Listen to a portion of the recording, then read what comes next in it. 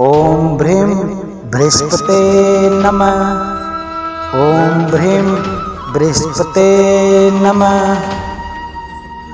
ॐ ह्रीं बृहस्पते नमः। ॐ ह्रीं बृहस्पते नमः। ॐ ह्रीं बृहस्पते नमः। ॐ ह्रीं बृहस्पते नमः। ॐ ह्रीं बृहस्पते नमः। ॐ ह्रीं बृहस्पते नमः। ॐ ह्रीं बृहस्पते नमः। ॐ ह्रीं बृहस्पते नमः। ॐ ह्रीं बृहस्पते नमः। ॐ ह्रीं बृहस्पते नमः। ॐ ह्रीं बृहस्पते नमः। ॐ ह्रीं बृहस्पते नमः। ॐ ह्रीं बृहस्पते नमः। ॐ ह्रीं बृहस्पते नमः। शान्ताकारं भुजगशयनं पद्मनाभं सुरेशं विश्वाधारं गगनसदृशं मेघवर्णं शुभांगं लक्ष्मीकान्तं कमलनयनं योगिभिर्ध्यानगम्यं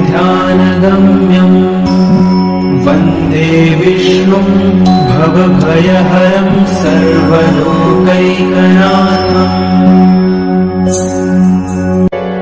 शान्ताकारं भुजगशयनं पद्मनाभं सुरेशं विश्वाधारं गगनसदृशं मेघवर्णं शुभांगं लक्ष्मीकान्तं कमलनयनं योगिभिर्ध्यानगम्यं वन्दे विष्णुं भवभयहरं सर्वलोकैकनाथम्।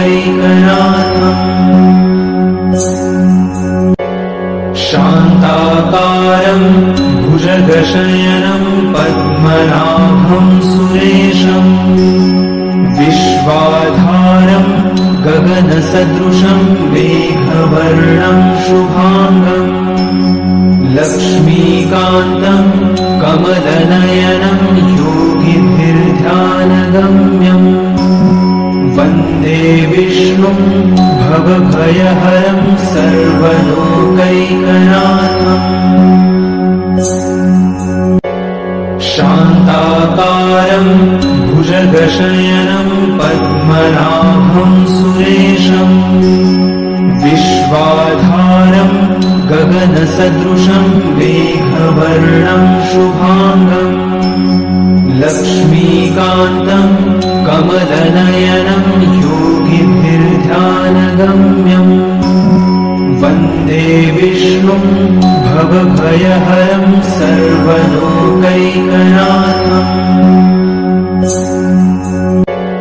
शान्ताकारं भुजगशयनं पद्मनाभं सुरेशं विश्वाधारं गगनसदृशं मेघवर्णं शुभांगं लक्ष्मीकान्तं कमलनयनं योगिभिर्ध्यानगम्यं वन्दे विष्णुं भवभयहरं सर्वलोकैकनाथम्। शान्ताकारं भुजगशयनं पद्मनाभं सुरेशं विश्वाधारं गगनसदृशं मेघवर्णं शुभांगं लक्ष्मीकान्तं कमलनयनं योगिभिर्ध्यानगम्यं वन्दे विष्णुं भवभयहरं सर्वलोकैकनाथम्।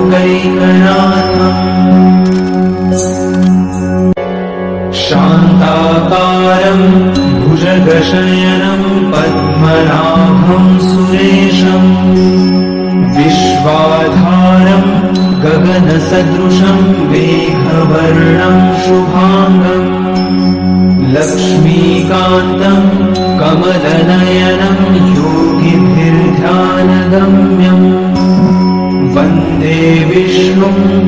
भवभयहरं सर्वलोकैकनाथम्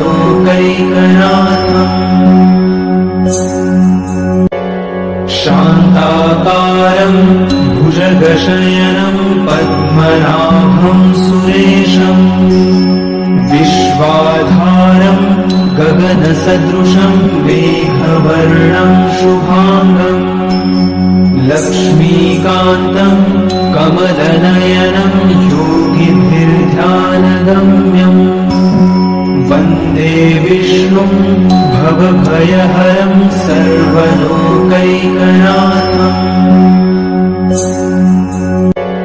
शान्ताकारं भुजगशयनं पद्मनाभं सुरेशम् विश्वाधारं गगनसदृशं मेघवर्णं शुभाङ्गम् लक्ष्मीकान्तं कमलनयनं योगिभिर्ध्यानगम्यम् वन्दे विष्णुं भवभयहरं सर्वलोकैकनाथम्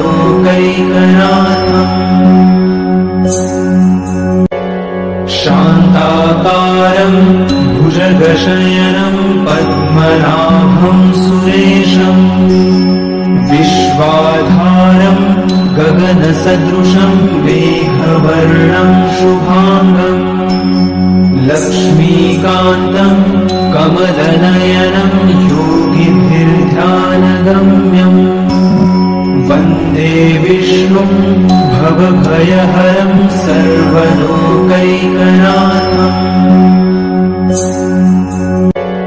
शान्ताकारं भुजगशयनं पद्मनाभं सुरेशम् विश्वाधारं गगनसदृशं मेघवर्णं शुभाङ्गम् लक्ष्मीकान्तं कमलनयनं योगिभिर्ध्यानगम्यम् वन्दे विष्णुं भवभयहरं सर्वलोकैकनाथम्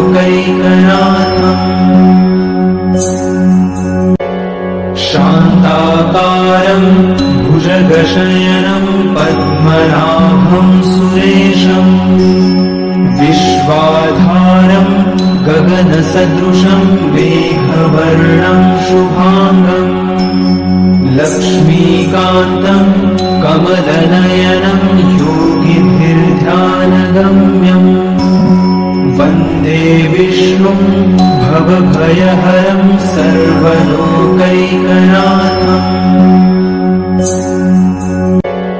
शान्ताकारं भुजगशयनं पद्मनाभं सुरेशम् विश्वाधारं गगनसदृशं मेघवर्णं शुभाङ्गम् लक्ष्मीकान्तं कमलनयनं योगिभिर्ध्यानगम्यम् वन्दे विष्णुं भवभयहरं सर्वलोकैकनाथम्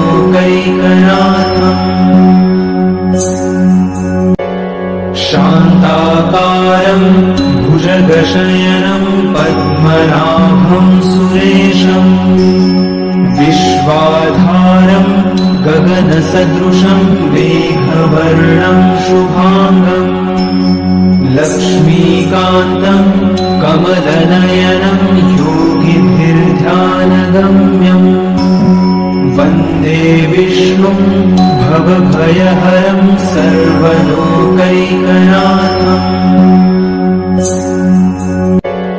शान्ताकारं भुजगशयनं पद्मनाभं सुरेशम् विश्वाधारं गगनसदृशं मेघवर्णं शुभाङ्गम् लक्ष्मीकान्तं कमलनयनं योगिभिर्ध्यानगम्यम् वन्दे विष्णुं भवभयहरं सर्वलोकैकनाथम्